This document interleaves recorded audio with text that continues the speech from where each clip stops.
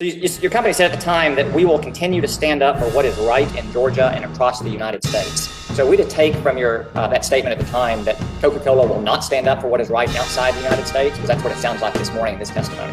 No, Senator, we stand up for what is right across the world. We apply the same human rights principles in the United States that we do across the world. Do you believe that the Chinese Communist Party is committing genocide against the Uyghur people? We're aware of the reports of the State Department on this issue, as well as other departments of the U.S. government. We respect those reports. They continue to inform our program, as do reports from civil society. This is what I'm talking about. Under questioning from Senator Merkley and Representative McGovern and Representative Chris Smith, every single one of you refused to say a single word, by all appearances, that will cost you one bit of market share inside of mainland China.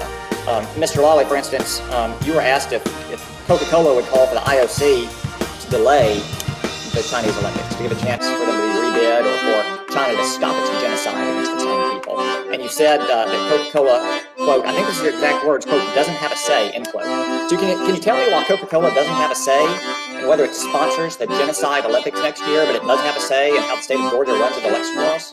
Senator, what I stated was that we do not have a say in the selection of the host city, nor on whether an Olympics is postponed or relocated. So you don't, but you could just make a statement. Your CEO could saddle up the same moral high horse that he got on when Georgia passed its election law and write a letter to the IOC and ask them to. Anybody can do that. If he's an American citizen, that's his rights under our Constitution. As I said, we are most engaged on policy issues here at home, but we are clear in our respect for human rights globally.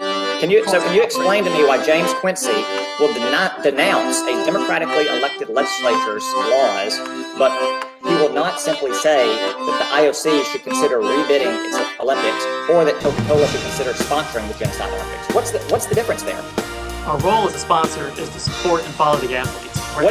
So you're sponsoring the Genocide Olympics. You are spending millions of dollars to sponsor the Genocide Olympics, yet you will not opine on any matter about it, yet you will stick your nose in the Georgia legislature's election reform laws. Can you explain to me the contrast? First, let me say that we do not make decisions on these host locations. We support and follow the athletes wherever they can be. Yeah, no, I've heard your talking points, and I'm tired of hearing them, Mr. Lawley. I'm asking you a simple question. Why is it that Coca-Cola will opine on Georgia's election laws, but not on the Genocide Olympics? As I stated, Georgia is our home, where many of our employees live and work, and we are most engaged on public policy issues here in the U.S. I think the answer is you're afraid of the Chinese Communist Party. You're afraid of what they will do to your company if you say a single word, like, for instance, saying that both the Biden and the Trump administration are correct when they say that China is committing a genocide